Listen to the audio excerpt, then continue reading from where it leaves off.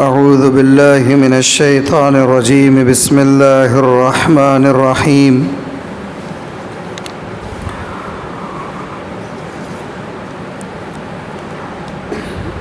فلما ذهبوا به وأجمعوا أن يجعلوه في غيابة الجب وأوحينا إليه لتنبئنهم بأمرهم هذا وهم لا يشعرون. وجاءوا أباهم عشاء يبكون قالوا يا أبانا إنا ذهبنا نستبق وتركنا يوسف عند متاعنا فأكله الذئب وما أنت بمؤمن لنا ولو كنا صادقين. وجاءوا على قميصه بدم كذب قال بل سولت لكم أنفسكم أمرا فصبر جميل واللہ المستعان علی ما تصفون. صدق اللہ مولانا العظیم. ترجمہ ان آیات مبارکہ کا یہ ہے، باری تعالیٰ فرماتے ہیں فلما ذهبوا به واجمعوا ان يجعلوه في غیابۃ الجب. پھر ہوا یہ کہ جب وہ ان کو ساتھ لے گئے، یعنی برادران یوسف حضرت یوسف علیہ السلام کو جب اپنے ساتھ لے گئے، اور انہوں نے یہ طے کر ہی رکھا تھا کہ انہیں ایک اندھے کنویں میں ڈال دیں گے، چنانچہ انہوں نے حضرت یوسف کو اندھے کنویں میں ڈال بھی دیا.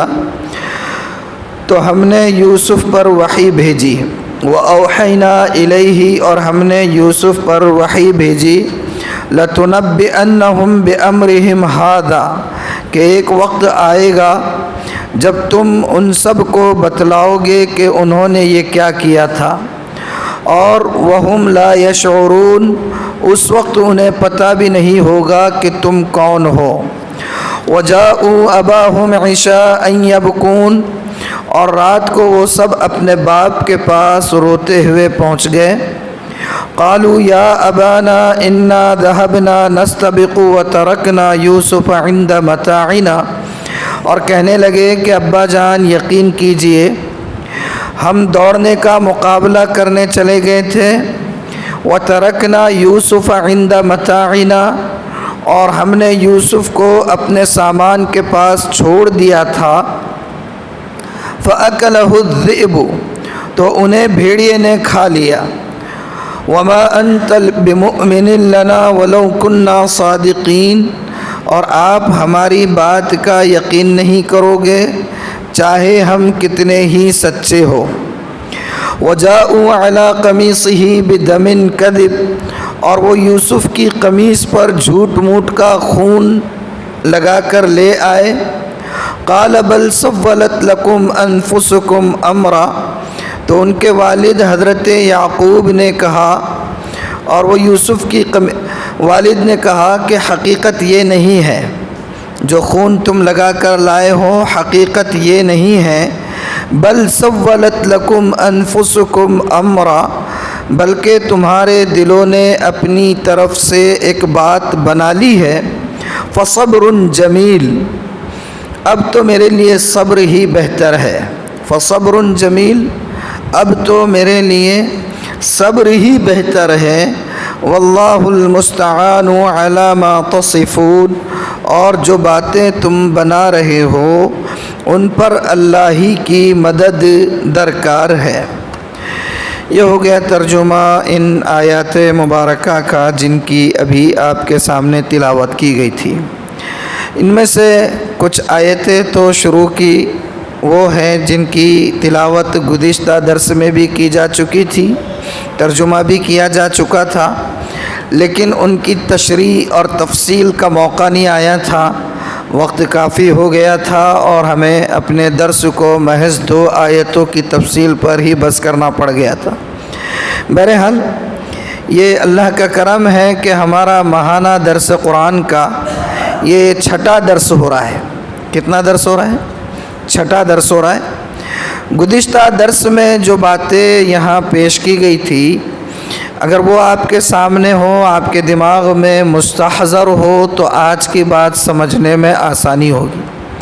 اب ظاہر سی بات ہے کہ اچھا خاصا 1 ماہ کا عرصہ نکل گیا ہے اور ہم نے پلٹ کر دیکھا بھی نہیں ہے، تو پورے طور پر مستحضر تو بات ہوگی نہیں۔ اس لیے بہتر ہے میں ہی تھوڑا سا سمری خلاصہ اور اس کا باٹم لائن جو گزشتہ درس کا تھا وہ آپ کے سامنے رکھ دیتا ہوں تاکہ بات تسلسل کے ساتھ آپ کو سمجھنے میں آ جائے۔ ذکر کیا گیا تھا پچھلے درس میں، اور آپ کو یاد ہوگا کہ حضرت یعقوب علیہ السلام کے مختلف بیویوں سے، کتنی بیویوں سے؟ 4 بیویوں سے، 4 بیویوں سے 12 بچے تھے۔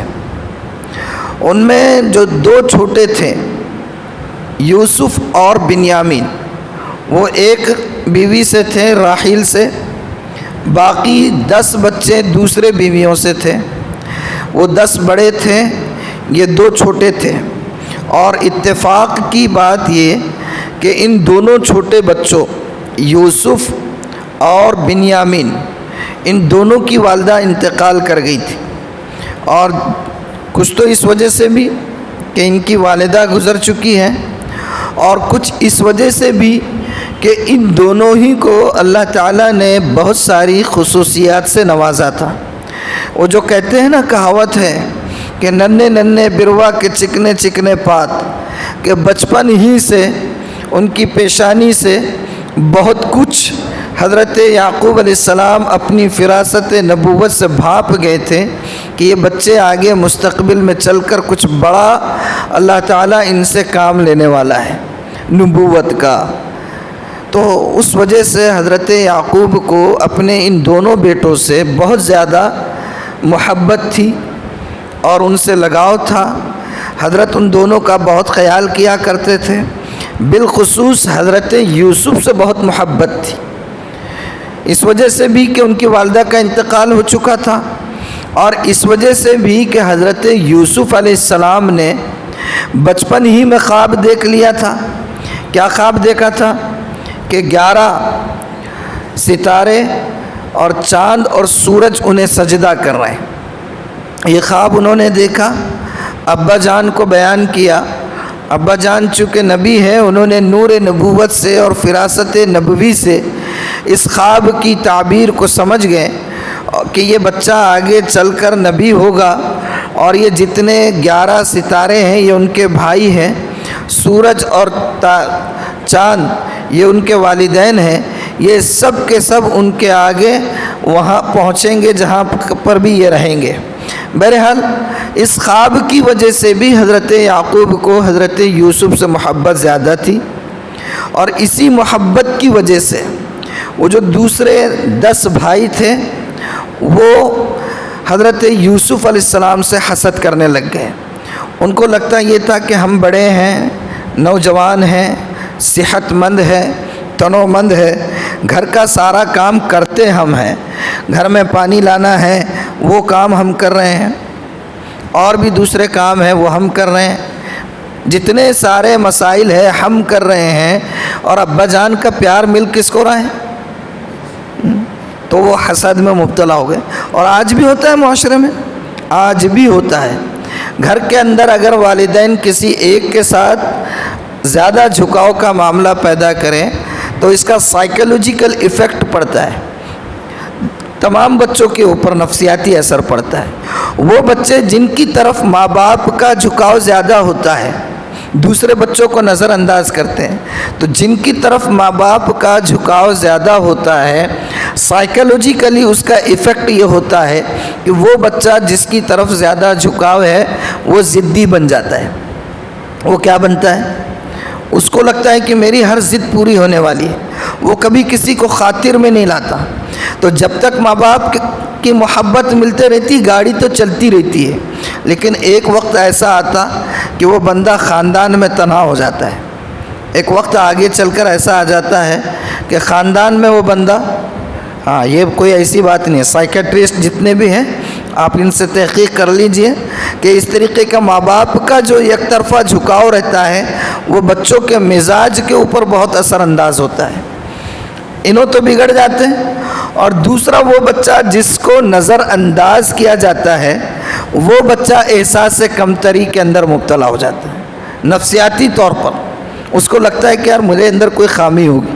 بہرحال حضرت یوسف سے ان کے بھائی حسد کرنے لگ گئے، اور حسد بھی کیسا؟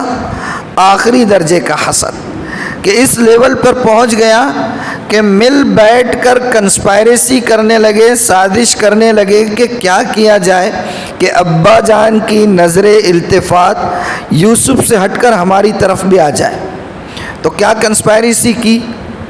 بیٹھ کر یہ طے کیا کہ بھئی نہ رہے بانس نہ بجے بانسری، یہ پتہ ہی صاف کر دیا جائے، بار بار کی جھنجھٹ ختم، کیوں نہ ایک کام کیا جائے کہ یوسف کو ہی راستے سے صاف کر دیا جائے۔ جب یوسف ہی نہیں رہیں گے تو ابا کی نگاہ التفات پوری ہماری طرف رہے گی، اور یہ طے کر دیا کہ یوسف کو قتل کرنا ہے۔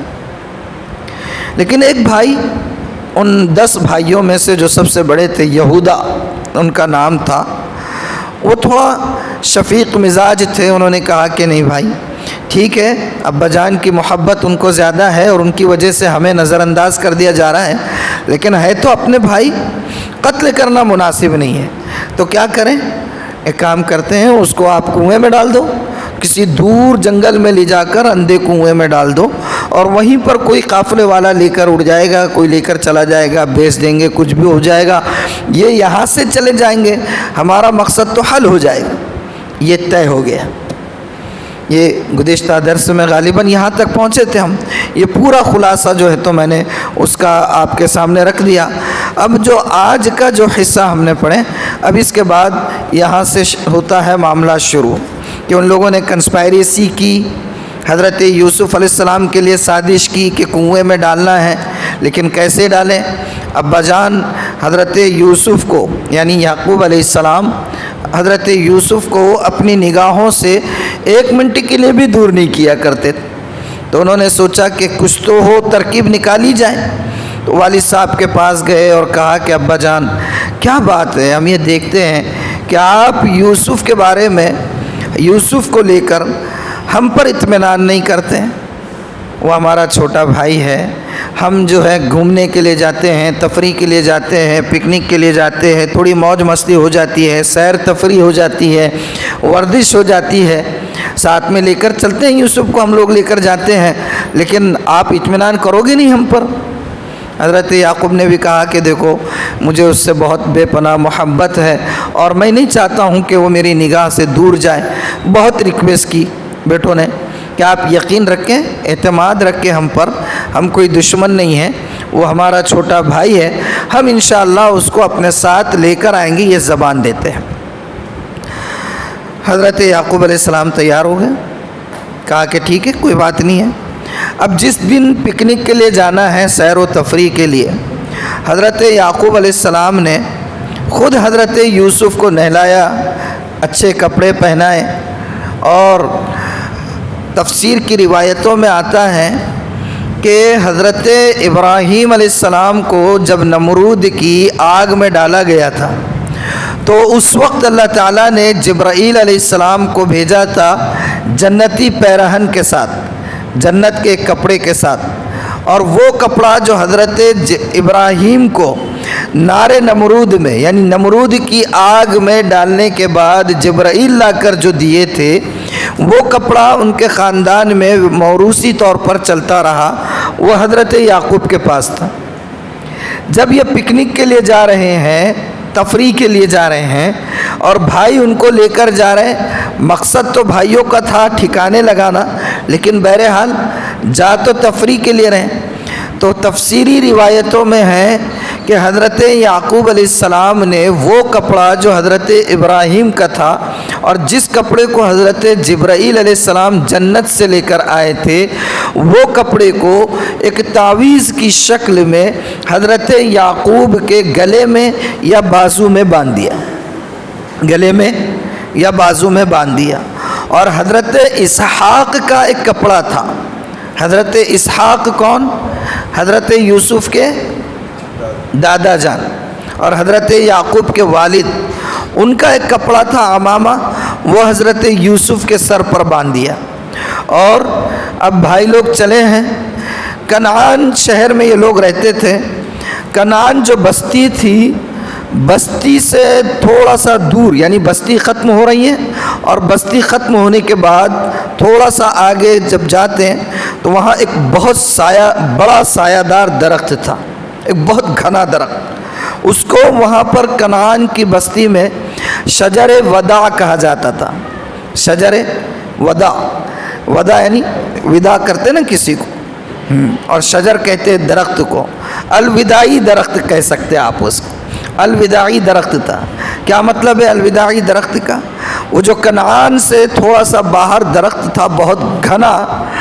عموماً کنعان میں کسی کے گھر بھی کوئی مہمان آتا تو وہاں کے باسی اس مہمان کو چھوڑنے کے لیے اس درخت تک جاتے تھے، اور اگر کوئی باہر سے مہمان آنے والا ہوتا تو اس کے استقبال کے لیے اس درخت تک آ جاتے تھے۔ یا یہ بھی کہہ سکتے تھے آپ کی آج کی موٹی زبان میں، وہ ایک اسٹیشن تھا، وہ اسٹیشن ہی کہہ سکتے ہم، ہے نا۔ شجر سایہ دار تھا، بڑا درخت تھا، وہاں سے مہمانوں کو لے رہے ہیں، ریسیو کر رہے ہیں اور وہاں جا کر چھوڑ رہے ہیں۔ آپ جس کو بس اسٹینڈ کہہ سکتے ہیں، آپ اس کو ریلوے اسٹیشن کہہ سکتے ہیں، بہرحال جو بھی ہے۔ حضرت یعقوب علیہ السلام جب یہ بچے جا رہے ہیں پکنک کے لیے تو یعقوب علیہ السلام نے یوسف علیہ السلام کو خود تیار کیا۔ ابراہیم علیہ السلام کا وہ کرتا اس کو تعویذ کی طرح، اب یہ بات روایتوں میں ہے تفسیر کی، کہ اس کو بازو پر یا گلے میں باندھا۔ اسحاق علیہ السلام کا کپڑے سے عمامہ باندھا اور ان کو لے کر اپنے ہاتھ میں ہاتھ پکڑا اور لے کر گئے اس درخت تک، اور پھر محبت کر رہے ہیں، گلے سے لگا رہے ہیں، چوم رہے ہیں، اور سمجھ گئے تھے وہ بیٹوں کا ارادہ کیا ہے۔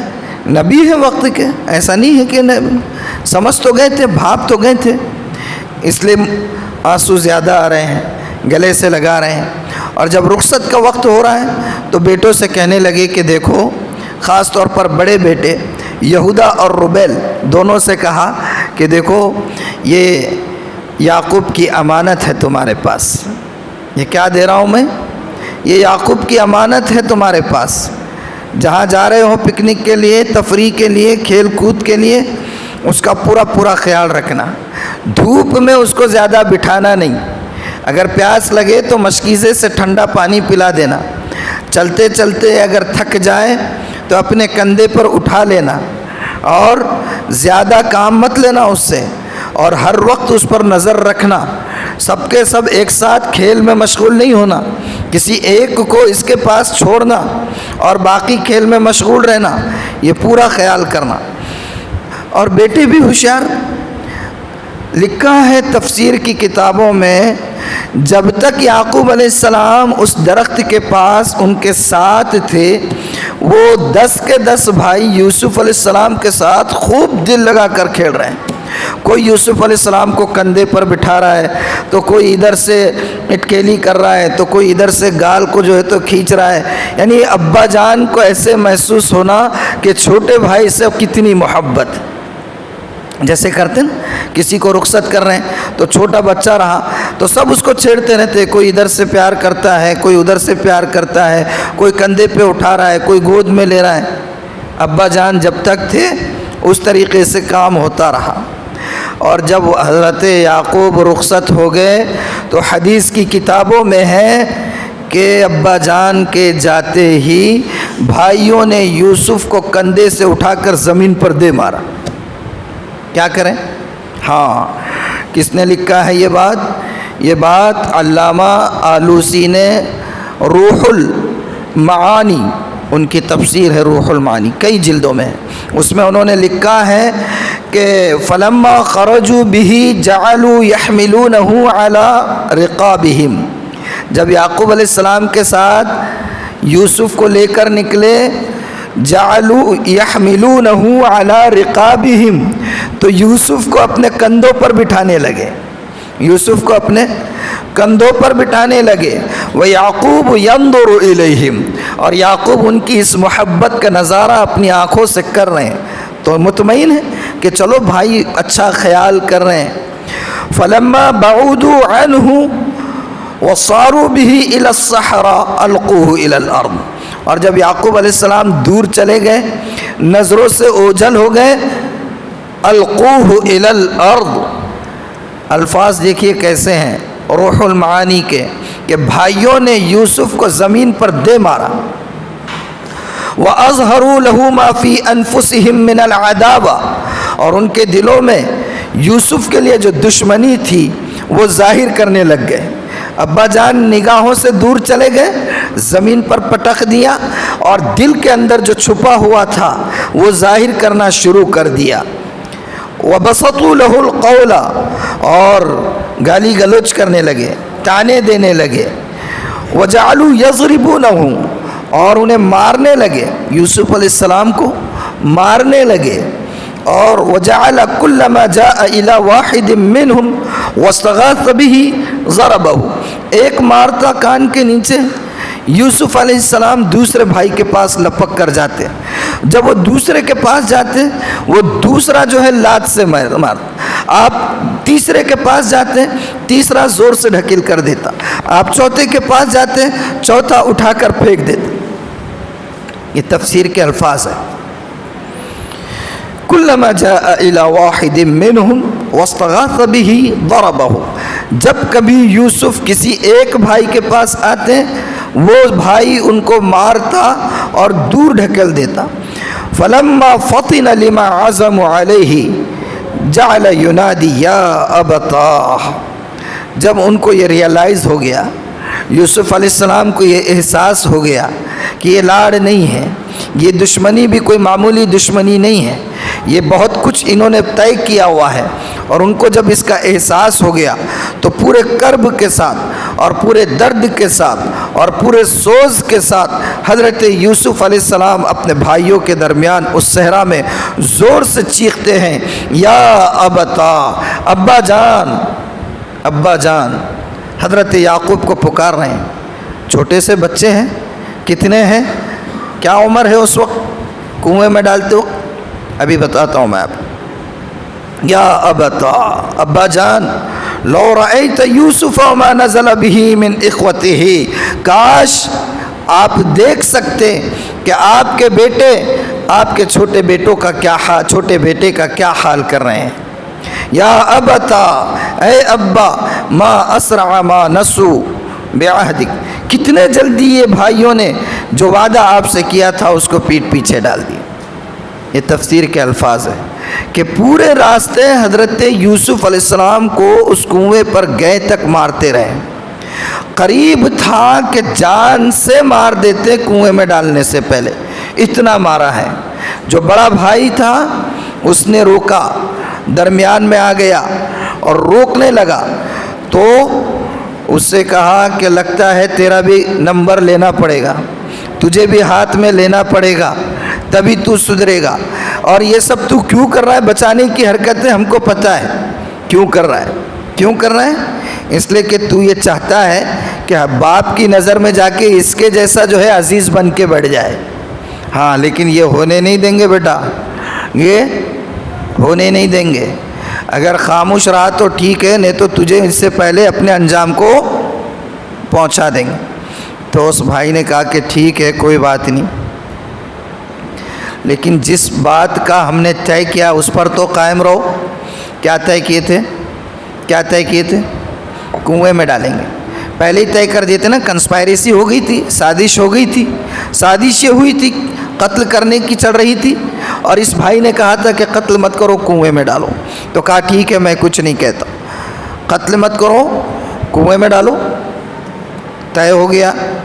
اب یوسف علیہ السلام کو لے کر چلے۔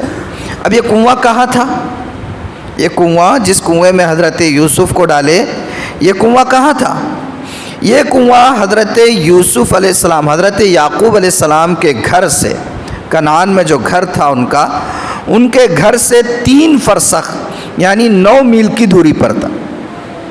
یہ روایت ہے تفسیر مظہری کی، تفسیر مظہری جلد نمبر 2 صفحہ نمبر 128 پر حضرت نے لکھا ہے کہ یہ کنواں حضرت یعقوب کے گھر سے 3 فرسخ یعنی 9 میل کی دوری پر تھا۔ اور بھی اس سلسلے میں اقوال ہیں۔ مولانا مودودی صاحب نے اپنی کتاب تفہیم القرآن میں لکھا ہے، جلد نمبر 2 صفحہ نمبر 381 پر، کہ بعض علماء کے تفسیر کے خیال میں یہ بیت المقدس کا کنواں تھا، لیکن بیت المقدس کا کیسے ہو سکتا ہے؟ کنعان سے نکلے اور کنعان میں ہی جو ہے ڈالیں، لیکن علماء کے قول ہیں، انہوں نے نقل کیا ہے اس کو۔ علامہ آلوسی رحمہ اللہ نے روح المعانی میں لکھا ہے، جلد نمبر 12 صفحہ نمبر 196 پر، کہ بعض مفسرین اسے اردن میں بتاتے، کس کو؟ کنویں کو، لیکن بہتر رائے کون سی لگتی ہے؟ کنعان میں تھا۔ حضرت یعقوب علیہ السلام کے گھر سے کتنے دوری پر؟ 9 میل کی دوری پر۔ بہرحال مارتے توڑتے حضرت یوسف علیہ السلام کو اس کنویں تک لے کر آئے۔ اور یوسف علیہ السلام اس وقت کتنے؟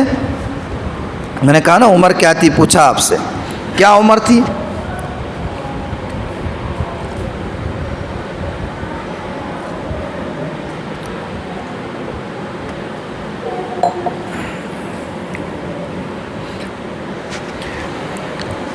حضرت یوسف علیہ السلام کو جب کنویں میں گرایا گیا، ان کی عمر اس وقت 17 سال تھی۔ ان کی عمر کتنی تھی؟ 17 سال تھی۔ اور اس وقت 17 سال میں بچے بالغ نہیں ہوا کرتے تھے۔ یہ بات لکھی ہے کس نے؟ بہت مشہور مورخ گزرے ہیں، سیرت نگار گزرے ہیں، قاضی سلیمان سلمان منصور پوری۔ ان کی کتاب ہے رحمت للعالمین، اور سورہ یوسف کی انہوں نے تفسیر لکھی ہے الجمال والکمال کے نام سے۔ کس نام سے؟ الجمال والکمال کے نام سے۔ اس تفسیر میں جو سورہ یوسف کی انہوں نے لکھا ہے، اس کے صفحہ نمبر 71 پر انہوں نے یہ بات لکھی ہے حوالوں کے ساتھ، کہ اس وقت حضرت یوسف علیہ السلام کی عمر 17 سال تھی، اور 17 سال میں اس وقت اس دور میں لوگ بالغ نہیں ہوا کرتے تھے بچے۔ آج کل بالغ ہو جاتے ہیں، اس لیے کہ آج کل بالغ بنانے کے جتنے اسباب ہو سکتے ہیں وقت سے پہلے سب اویلیبل ہے، ہر جیب میں ہے۔ ایک ہی الو کافی ہے برباد گلستہ کو، ہر شاخ پہ الو بیٹھا ہے، انجام گلستہ کیا ہوگا؟ ہر جیب میں ہے۔ اب کیا انجام ہوگا کچھ بول سکتے؟ تنہائی میں کیا کر رہا ہے؟ آج کل والدین کو اپڈیٹ رہنا چاہیے۔ ایسا ہرگز نہیں ہونا چاہیے کہ بیٹا لیٹسٹ ٹیکنالوجی میں آپ سے آگے ہو جائے اور آپ بہت پیچھے رہ جائے۔ آپ ٹھیک ہے، آپ کا ایجوکیشن اتنا نہیں ہے، آپ کی ایبلٹی اتنی نہیں ہے، ہو سکتا ہے، لیکن بیٹے سے زیادہ نہیں تو ایٹ لیسٹ بیٹے کے برابر تو اپڈیٹ ہونا چاہیے۔ ایسا نہ ہو کہ بیٹا تنہائی میں موبائل پڑھ رہا، موبائل دیکھ رہا ہے، اور آپ پوچھ رہے بیٹے کیا کر رہے ہو؟ بیٹا ہر وقت کہنے لگے ابو جان اسکول کا کر رہا ہوں، ہوم ورک کر رہا ہوں۔ تو آپ کو پتہ ہونا چاہیے کہ موبائل کی ہسٹری کیسے چیک کی جاتی ہے، جو کچھ سرفنگ ہوئی ہے اس کی ہسٹری کیسے چیک کی جاتی ہے۔ ایٹ لیسٹ باپ کو اتنا پتہ ہونا چاہیے، ورنہ بیٹے کو جو ہے ابو جان کو نکھٹو بنانے میں ٹائم نہیں لگتا، ٹائم لگتا۔ کیا دیکھ رہا اس کو معلوم، ابا کو لیکن یہ بولتا ابا اسکول کا کر رہا ہوں، اور ابا کو بینگن کچھ بھی نہیں معلوم۔ تو وہی ہونے والا ہے، وہی ہونے والا ہے۔ اس وقت 17 سال سے پہلے یا عموماً 15 کے بعد بچے بالغ ہوا کرتے تھے۔ تو یہ بات کس نے لکھی ہے کہ 17 سال کی عمر تھی؟ میں نے ابھی نام بتایا، قاضی سلیمان سلمان منصور پوری رحمہ اللہ نے۔ اور اسی طریقے سے تفسیر مظہری میں تفسیر مظہری میں لکھا ہے جلد نمبر 6 میں کہ حضرت یوسف کی عمر اس وقت 12 سے 18 سال کے درمیان تھی، 12 سے 18 سال کے درمیان تھی۔ بعض حضرات کا خیال ہے کہ حضرت یوسف کی عمر اس وقت 6 سال کی تھی۔ جتنی بھی عمر رہی ہو، یہ بات پکی ہے کہ جب حضرت یوسف کو کنویں میں ڈالا جا رہا تھا اس وقت حضرت یوسف علیہ السلام نابالغ تھے، اس وقت یوسف علیہ السلام نابالغ تھے۔ اور یہ جو ذہنوں میں بیٹھا ہوا ہے کہ ڈول میں ڈال کر ان کو اندر چھوڑا گیا یا ڈول میں بیٹھ گئے اور اس کے اوپر اٹھائے گئے، یہ کوئی یقینی روایتیں نہیں ہیں۔ یعنی اس وقت اتنی عمر کے تھے، 16 سال 17 سال 18 سال جو بھی سمجھے۔ بہرحال 16 سے 17 یا 6 سال کے بعد کی عمر تھی حضرت یوسف علیہ السلام کی۔ فَلَمَّا ذَهَبُوا بِهِ وَأَجْمَعُوا أَن يَجْعَلُوهُ فِي غَيَابَةِ الْجُبِّ، پھر ہوا یہ کہ جب وہ ان کو ساتھ لے گئے اور انہوں نے یہ طے کر ہی رکھا تھا کہ انہیں ایک اندھے کنویں میں ڈال دیں گے، چنانچہ ڈال بھی دیا حضرت یوسف علیہ السلام، لیکن ڈالے کیسے؟ مارتے ہوئے لے کر آ رہے ہیں۔ کنویں میں ڈالنے سے پہلے قمیص اتار دی ان کی، کیا کریں، جو کرتا پہنے ہوئے تھے وہ اتار دیے، لیکن کیسا ہے، عقل کے اتنے تیز نہیں تھے وہ۔ حضرت یعقوب نے جس چیز کا اندیشہ ظاہر کیا تھا بھیڑیے کھائیں گے، وہی جا کے بہانہ بتا دی کہ ہاں ابو بھیڑیا کھا گیا۔ یہاں آنکھ پہ سے صرف کرتا نکالے۔ حضرت نے دوسرا حضرت ابراہیم کا جو پیراہن تھا وہ بطور تعویذ کے جس شکل میں بھی گلے میں یا بازو پر باندھا تھا وہ ویسے ہی چھوڑ دیے، قمیص نکال دیے۔ رسی سے جو ہے حضرت یوسف کو مار رہے ہیں، روایتوں میں آتا ہے کہ حضرت یوسف ڈر کے مارے، روتے ہوئے بھاگ رہے ہیں تو دبوچ لیتے کمر سے، اور کمر سے دبوچ کر رسی کو حضرت یوسف کی کمر سے کس کر باندھا، اور اس کے بعد اس رسی کے ساتھ حضرت یوسف کو کنویں میں اتار۔ حضرت یوسف علیہ السلام نے اس منڈیر کو پکڑ لیا، اس کے کنویں کی جو منڈیریں ہوتی ہیں منڈیر کو پکڑ لیے، تو روایتوں میں آتا ہے کہ چھڑیوں سے، چھڑی ہاتھ میں تھی ان کے، جو منڈیر پکڑے تو جو ہاتھ اوپر تھا ہاتھ کے اوپر چھڑیوں سے مار کر نیچے گرا دی۔ رسی جب اچھی خاصی چلے گئی تو رسی کو درمیان سے کاٹ دیا۔ حضرت یوسف علیہ السلام نیچے گر گئے۔ کہاں گر گئے؟ کنویں میں گر گئے۔ اور پرانے کنویں دیکھے آپ نے، پتھر والی مسجد بلولی کا یا اور بھی جو پرانے کنویں ہیں ان کی کیفیت کیسی ہوتی ہے پتہ ہے آپ کو؟ جو پرانے کنویں ہیں جو بہت زیادہ گہرے ہوتے ہیں ان کنووں میں پانی سے تھوڑا قریب ایک بڑا پتھر لگایا جاتا ہے۔ وہ پتھر کیوں لگایا جاتا ہے؟ کہ کبھی اگر کنویں کے پانی کو صاف کرنے کی نوبت آ جائے تو وہ صاف کرنے والا بندہ اس پتھر پر کھڑے ہو سکے یا اس کا سہارا لے سکے۔ کنویں میں ڈال دیے تو محفوظ رہیں۔ محفوظ کیسے رہیں؟ جیسے ہی کنویں کی ڈالنے کے بعد رسی کاٹی گئی، اللہ تعالیٰ نے حضرت جبرائیل کو حکم دیا، جبرائیل جاؤ یوسف کو تھام لو۔ جبرائیل کہاں ہے اس وقت؟ کہاں ہے؟ سدرۃ المنتہا پر۔ زمین سے آسمان کا ڈسٹینس کتنا ہے؟ میں سورج کا نہیں کہہ رہا ہوں، میں چاند کا نہیں کہہ رہا ہوں، کیونکہ سورج اور چاند یہ تو ستارے ہیں، سیارے ہیں۔ ایسے بہت سارے گلیکسیز ہیں جن کے اندر ہزاروں سورج اور ہزاروں ستارے چاند پڑے ہوئے ہوں گے۔ چاند جتنا ہے، سورج جتنا ہے، ایسے ہزاروں گلیکسیز ہیں جن گلیکسیز میں ہزاروں ستارے، سورج اور ہزاروں چاند کے جیسے سیارے پڑے ہوئے ہیں۔ یہ سب اسپیس میں ہے، یہ سب فضا میں ہے، یہ آسمان میں نہیں ہے۔ زمین سے آسمان کا ڈسٹینس کتنا ہے؟ حدیث میں آتا ہے زمین سے آسمان کا ڈسٹینس 500 سال کی مسافت کا ہے۔ اور 500 سال کون سے ہیں؟ بیل گاڑی والے نہیں، ہاں ریل گاڑی والے بھی نہیں، اور آپ کے جہاز کے بھی نہیں، اور آپ کے میزائل کے بھی نہیں۔ یہ تو اللہ ہی جانتا ہے اور اللہ کے رسول جانتے کہ 500 سال کتنی تیز ترین مسافت کے ہوں گے۔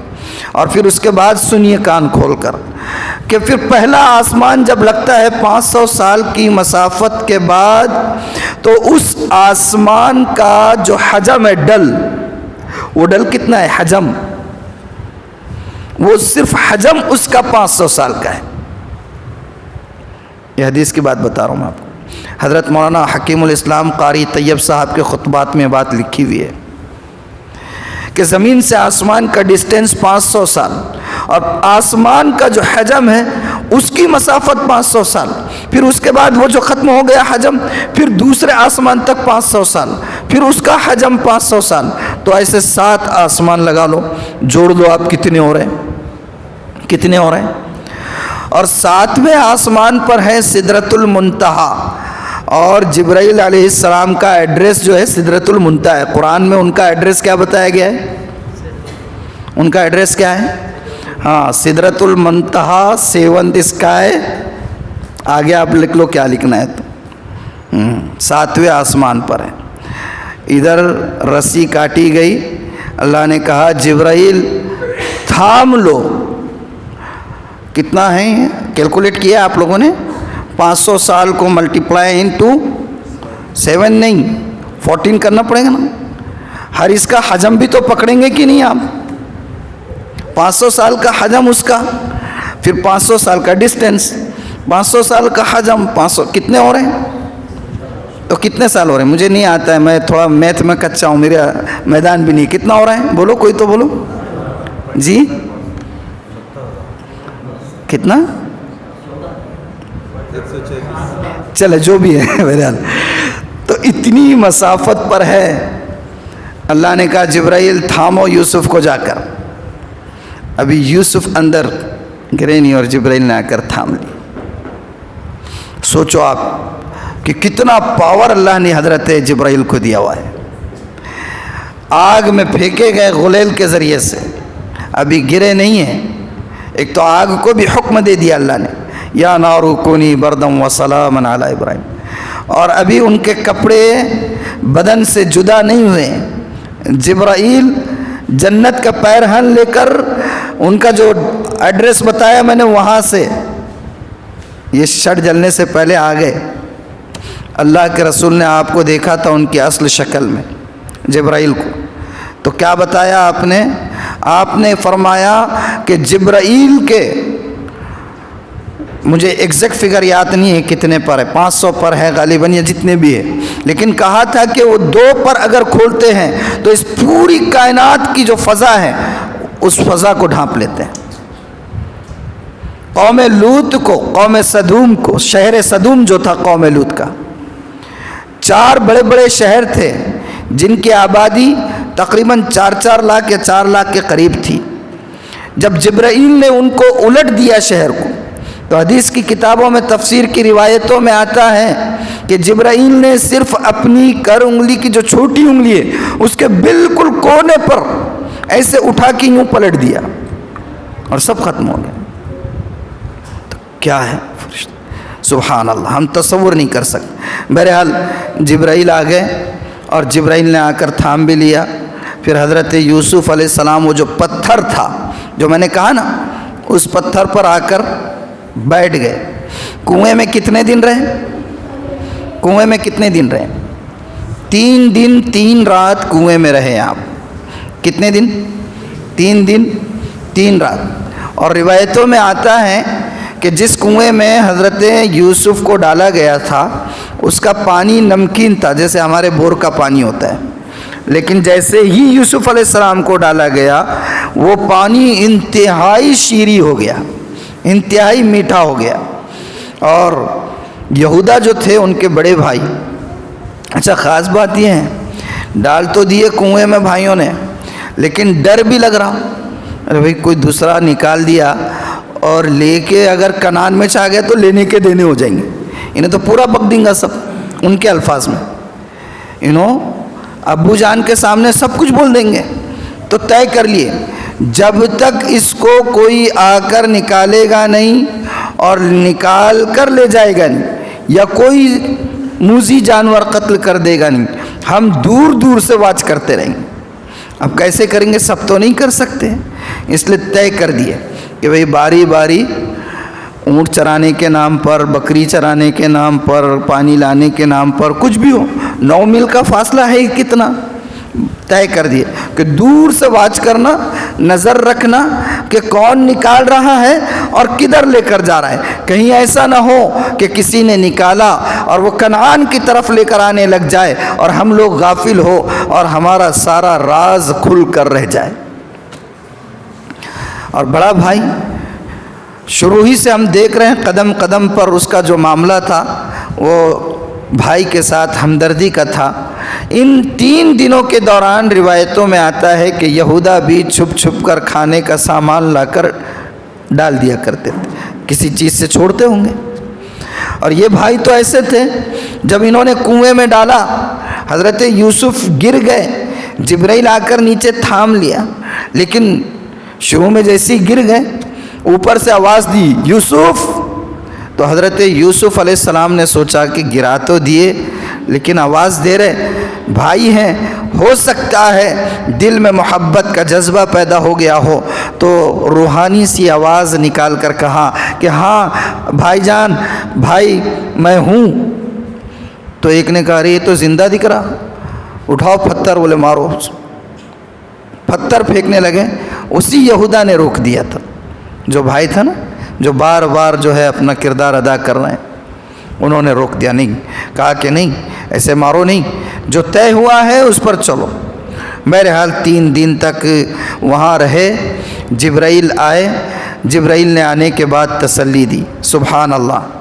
دیکھیے کیا ہے فرما رہے ہیں، کہاں ہے قرآن کی آیت؟ ہاں،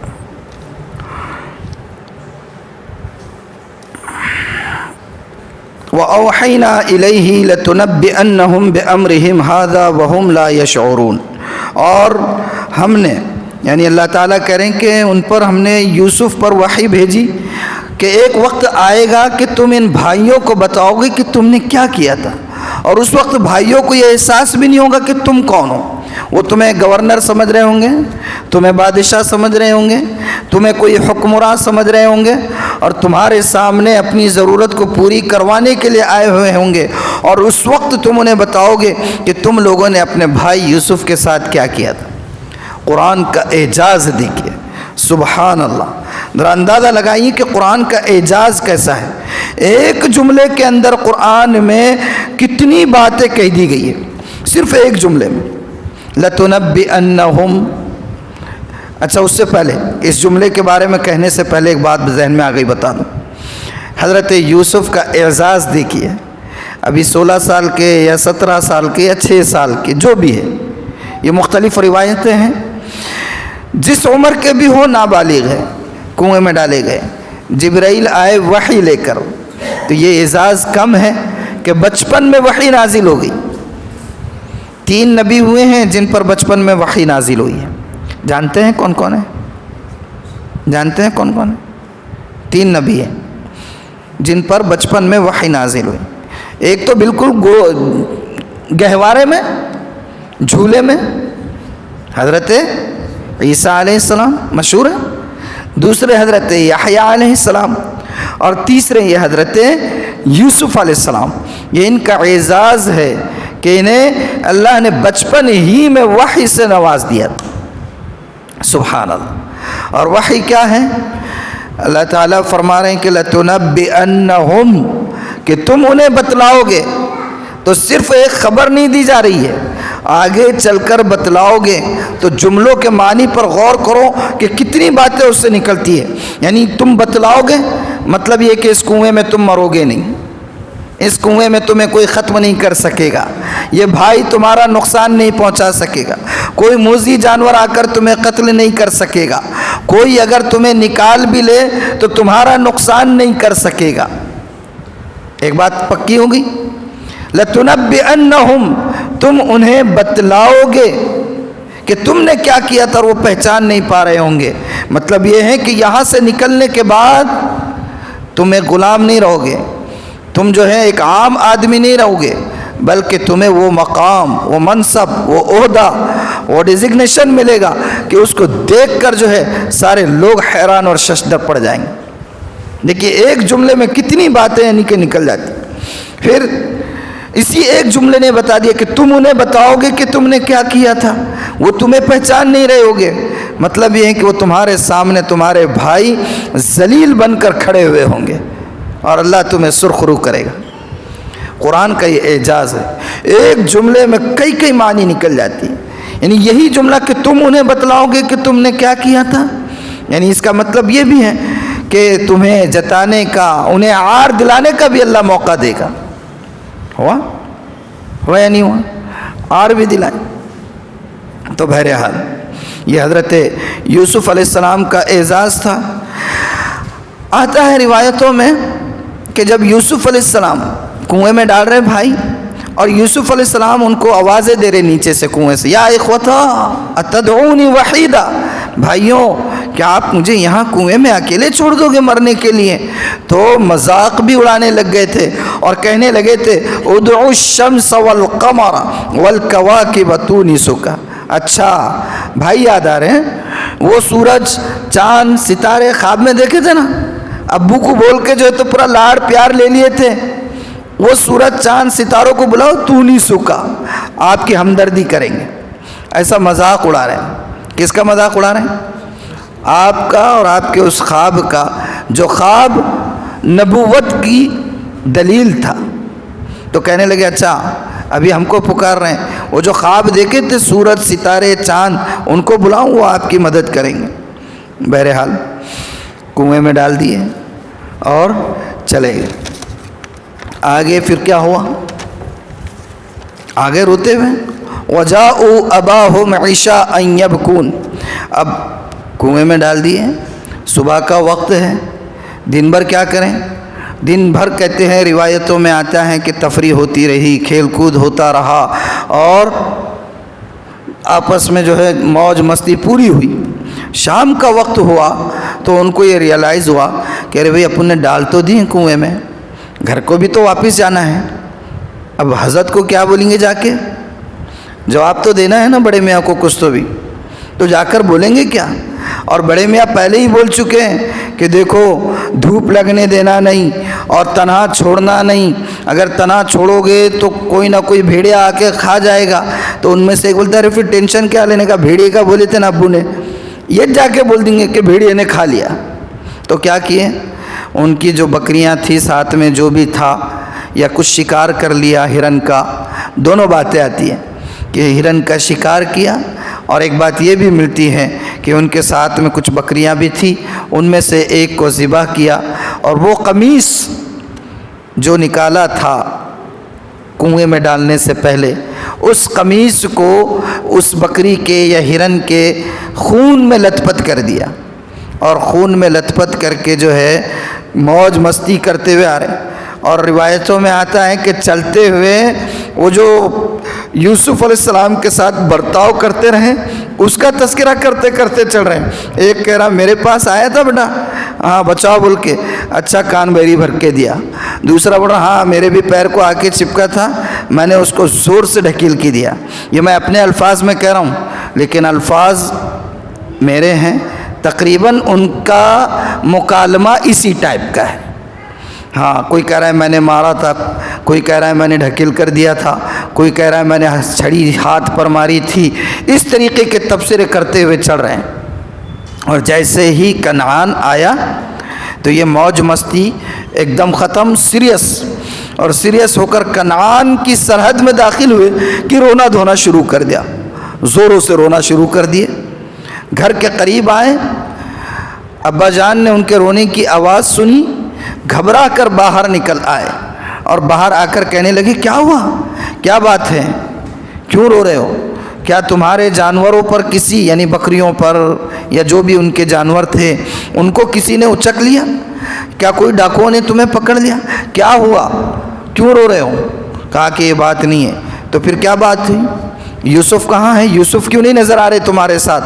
تو پھر کہنے لگے، اور جیسے ہی حضرت نے کہا یوسف کہاں ہے، نظر کیوں نہیں آ رہے تمہارے ساتھ، تو اور زور زور سے رونا شروع کر دیا، کروکوڈائل ٹیئرس نکال کر، مگرمچھ کے آنسو جس کو آپ کہتے ہیں، مگرمچھ کے، ہاں یہ مگرمچھ کے آنسو بہت خطرناک رہتے، اور جو جھوٹا رہتا، جو سچا نہیں رہتا، جو اپنی بات میں غلط رہتا، انہیں زیادہ واویلا کرتا، رونا دھونا چیخنا۔ اور برا نہ مانے، میں کوئی تنقیص نہیں کر رہا ہوں، ہماری عورتیں اس معاملے میں بہت آگے رہتی، ان کو بہت جلدی رونا آتا کیونکہ بات رہتی نہیں ہے جواب دینے کے قابل، تو پھر خاموش کیسے بٹھائے محترم کو؟ دو آنسو ٹپکا دیے کہ اچھے اچھے شہنشاہ جو ہے ڈھیر ہو جاتے، آنسو نکال دیے تو انہوں بھی ایسے ہی آنسو لے کر آ گئے۔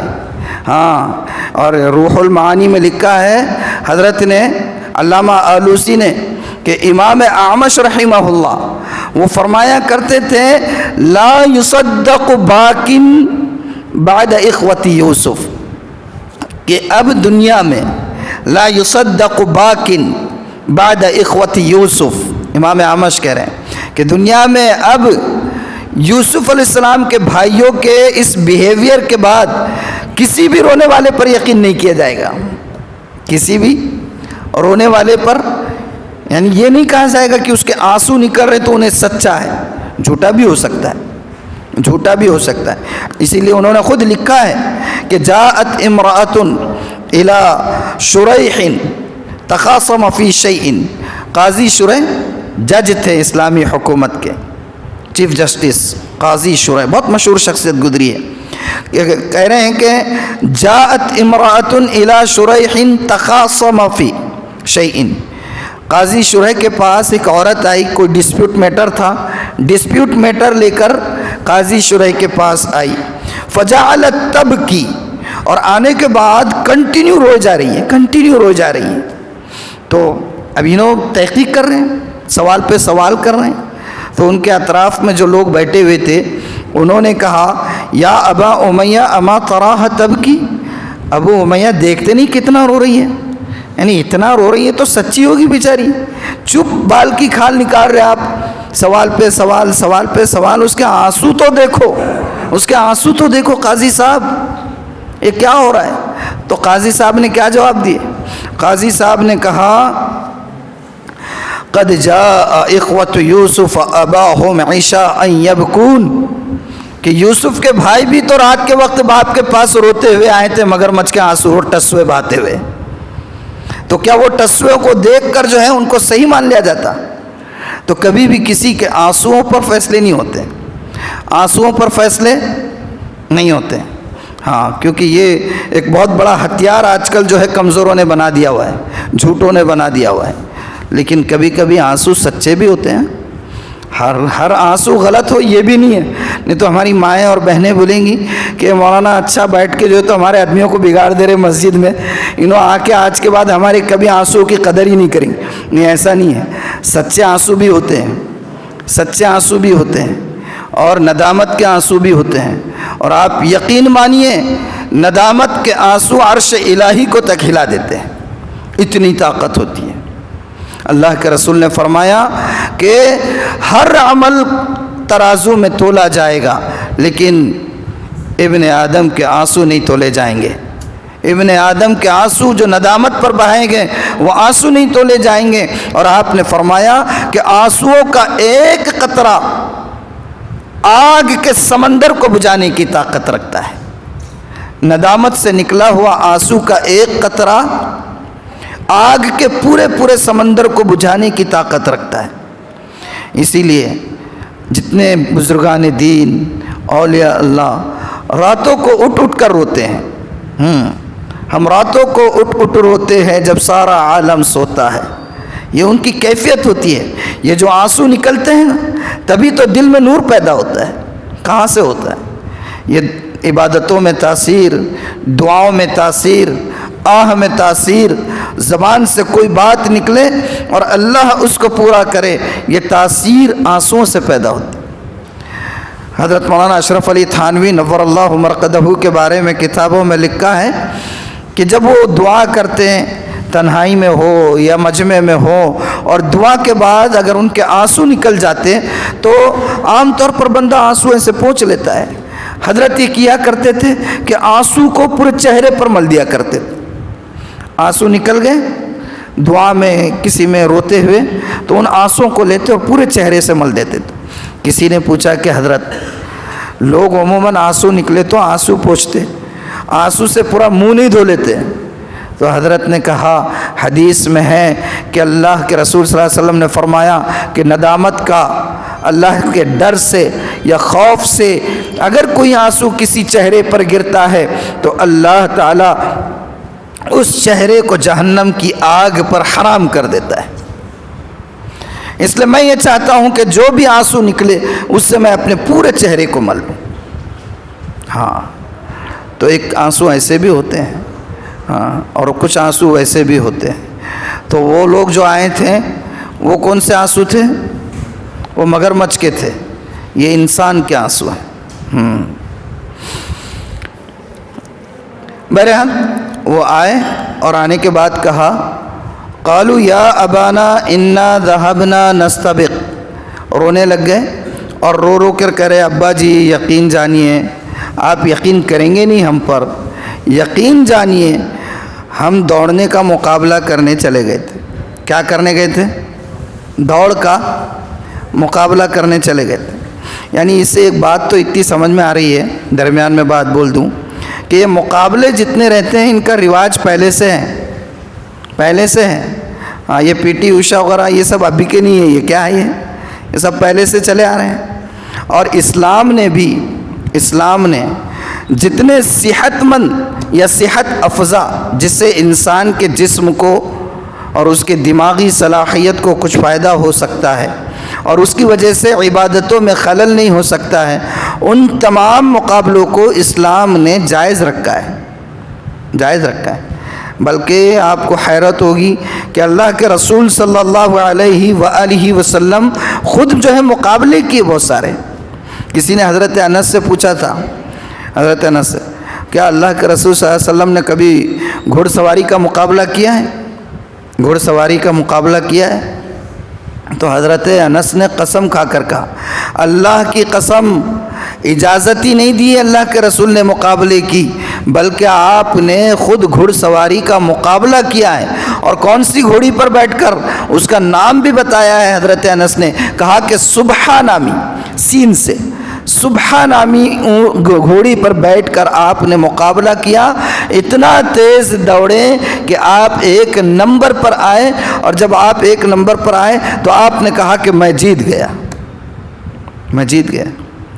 اور وہ واقعہ تو مشہور ہے، امی عائشہ رضی اللہ عنہا کے ساتھ آپ نے مقابلہ لگایا تھا۔ آج کے اس میں اگر کوئی کر لے مقابلہ بیوی سے، سب سے پہلے تو ننن بولتی، دیکھیں امی میں بولتی نہیں تھی، بہت چالو ہے اور تم نظر رکھ رہے نہیں۔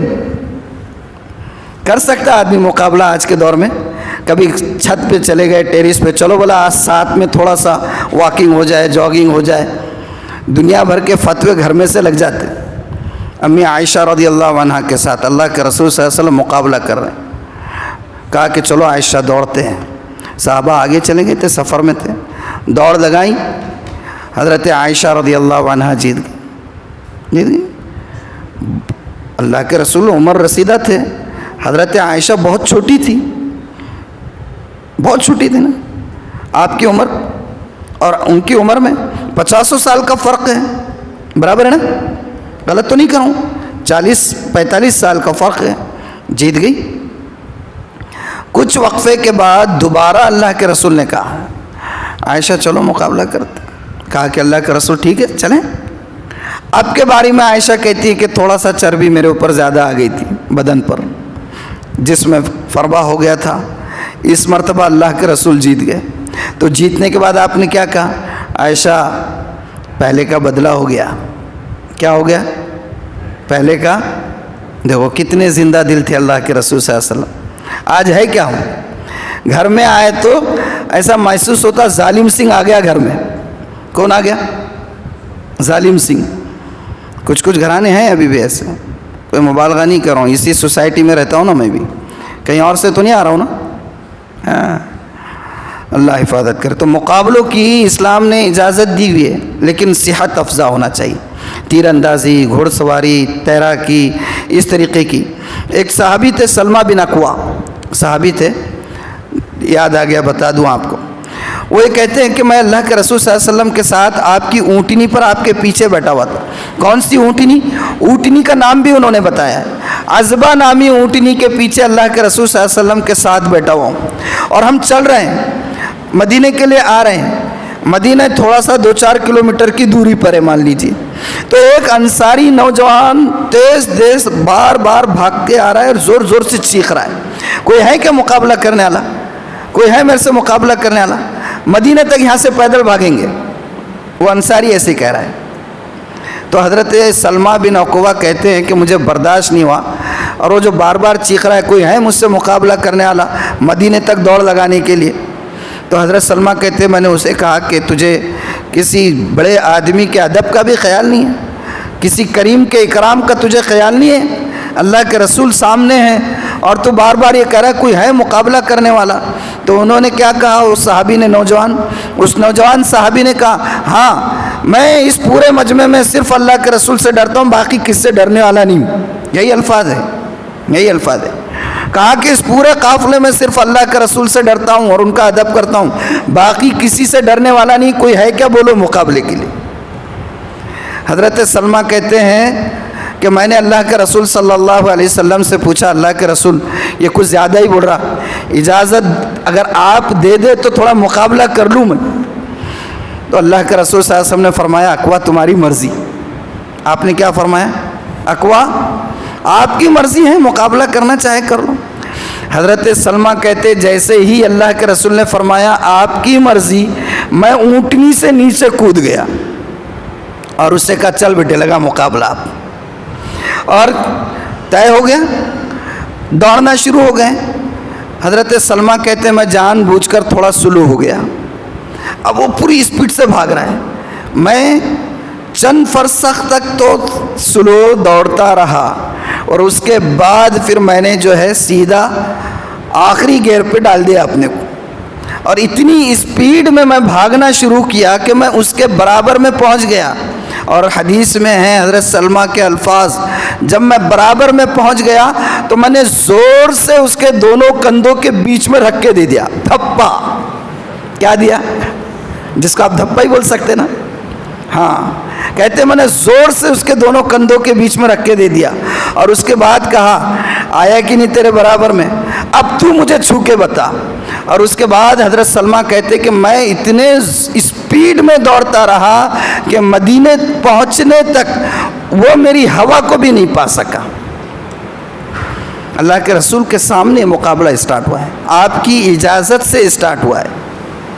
ایک غزوہ ہے حضرت غالباً سمرہ بن جندب رضی اللہ عنہ, حضرت شیخ نے بھی غالباً فضائل اعمال میں لکھا ہے. چھوٹے صحابی تھے, غزوے میں جانے کا شوق ہے, بار بار اصرار کر رہے ہیں نہیں مجھے جانا ہے غزوے میں. تو کہا جا رہا ہے کہ نہیں ابھی آپ چھوٹے ہو, آپ کا قد نہیں ہے, ابھی بھی جیسے پولیس بھرتی میں چیک کرتے ہیں اور رسی باندھی ہے اس کے اندر سے گزرو یہ کرو.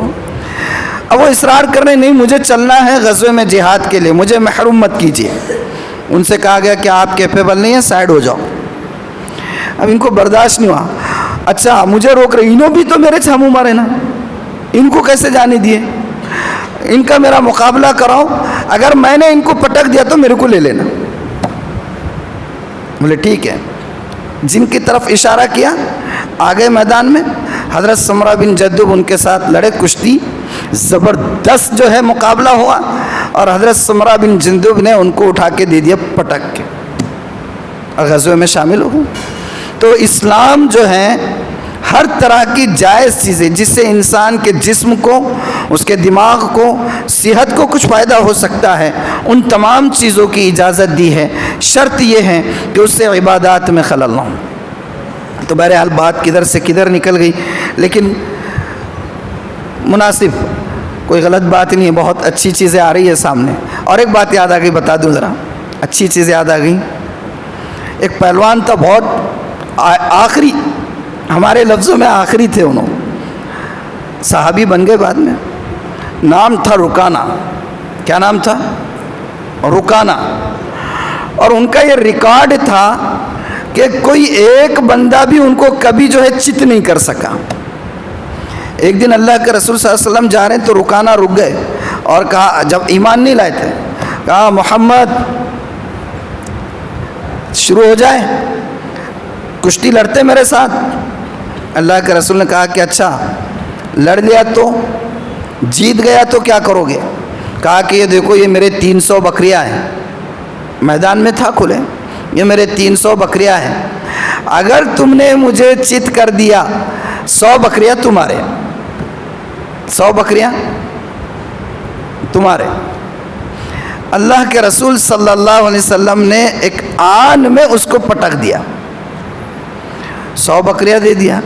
لیکن جب ایک بار ہاتھ سے کوئی چیز جانے لگی تو آدمی اتاولا ہو جاتا. کہا کہ اور ڈبل سے لڑتے کیا؟ اللہ کے رسول نے کہا کہ اگر ڈبل سے لڑا تو پھر کیا، اگر پھر سے پٹک دیا اور چت کر دیا تو؟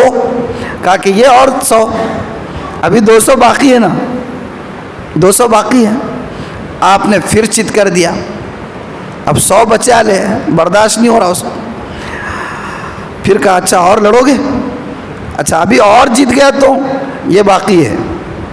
آپ نے تیسری مرتبہ بھی چت کر دیا، وہ 100 بھی بکریاں دے دیا۔ آپ مسکرائیں اور وہ 300 بکریاں اس کو واپس کر دی۔ آپ مسکرائیں اور وہ 300 بکریاں اس کو واپس کر دی۔ ادھر میرے اور آپ کے آقا کے چہرے مبارک پر مسکراہٹ ہے، 300 بکریاں واپس جا رہی ہے، ادھر اس کے آنکھوں سے آنسو نکل رہے ہیں اور زبان پر کلمہ شہادت نکل رہا ہے۔ سبحان اللہ، یہ حکمت تھی اللہ کے رسول کی۔ تو اسلام ایسی ہر چیز کو کسی کو ناجائز نہیں قرار دیتا ہے۔ بس میں نے آپ کو یاد ہوگا پچھلے سبق میں بتلایا تھا کہ کون کون سے گیم کب جائز ٹھہرتے ہیں اور کب ناجائز۔ ذہن میں رکھتے ہو کہ نہیں چیزیں ہے؟ ذہن میں ہے؟ بتایا تھا بہت سارے شرائط کہ کون سا گیم کب جائز رہتا ہے اور کب ناجائز ہوتا ہے۔ اور اگر ذہن میں نہیں ہے تو پچھلا سبق ذرا دیکھ لو یوٹیوب پر، اس میں ساری چیزیں، میں اپنی تشریح بھی کر لے رہا ہوں، یہی سمجھ لو آپ، ویسا نہیں ہے۔ تو یہ چیزیں ذہن میں ہونا چاہیے۔ بہرحال وقت کافی ہو گیا ہے اور مجھے لگ رہا ہے کہ اب وہ بشاشت قائم نہیں رہی ہے آپ لوگوں کی۔ چہروں پر مسکراہٹ صحیح، بدن میں کسمساہٹ ہے۔ چہروں پر مسکراہٹ صحیح، بدن میں کسمساہٹ میں دیکھ رہا ہوں۔ اور میں اتنا ظالم نہیں ہوں کہ آپ کے کہنے پر جو ہے تو آپ کو لے کر آ جاؤں کہ بس کرو مولانا، اس لیے وقت ٹھیک ہے، بہت ہو گیا۔ تو کہاں تک پہنچے ہم؟ جی کہاں تک پہنچے؟ تو کنویں میں ڈال دیے، ابا جان کے پاس آ کے مگر مچھ کے ٹسوے بھا رہے ہیں، ٹھیک ہے، یہیں تک پہنچے۔ اب اگر اللہ تعالیٰ توفیق دے، حیات مستعار دے تو انشاءاللہ آگے کا پھر اللہ کی توفیق پر ہے۔ یار باقی صحبت زندہ، دعا فرمائیں کہ زندہ رہے، اللہ نے حیات بخشی اور توفیق شامل حال رہی تو انشاءاللہ آئندہ اس کو پڑھ لیں گے، ٹھیک ہے۔ اللہ تعالیٰ عمل کی توفیق عطا فرمائیں۔ دعا کر لیں۔ بسم اللہ الرحمن الرحیم۔ اللہم لک الحمد کلہ ولک الشکر کلہ وبیدک الخیر کلہ وإلیک یرجع الامر کلہ علانیتہ وسرہ، لک الحمد انک علی کل شیء قدیر، اغفر لما مضى من ذنوبی وعصم لما بقی من عمری وارزقنی اعمالا ذاکیة ترضى بها عنی۔ اللهم صل على سيدنا ومولانا محمد وعلى آل سيدنا ومولانا محمد وبارك وسلم۔ ربنا ظلمنا أنفسنا وإن لم تغفر لنا وترحمنا لنكونن من الخاسرين۔ ربنا آتنا في الدنيا حسنة وفي الآخرة حسنة وقنا عذاب النار۔ يا حي يا قيوم برحمتك نستغيث، أصلح لنا شأننا كله ولا تكلنا إلى أنفسنا طرفة أعين ولا إلى أحد من الناس۔ اللهم اغفر لنا واختر لنا ولا تكلنا إلى اختيارنا۔ اللهم لا سهل إلا ما جعلته سهلا وأنت تجعل الحزن إذا شئت سهلا۔ يا حي يا قيوم برحمتك نستغيث، اللهم أعطنا بفضلك أفضل ما تعطي عبادك الصالحين۔ اللهم إني أسألك العفو والعافية في الدنيا والآخرة، اللهم أسألك العفو والعافية في ديني ودنياي وأهلي ومالي، اللهم استر عوراتي وآمن روعاتي واحفظني من بين يدي ومن خلفي وعن يميني وعن شمالي ومن فوقي، وأعوذ بعظمتك أن أغتال من تحتي۔ جزا الله عنا محمدا صلى الله عليه وآله وسلم ما هو أهله۔ سبحان ربك رب العزة عما يصفون وسلام على المرسلين والحمد لله رب العالمين۔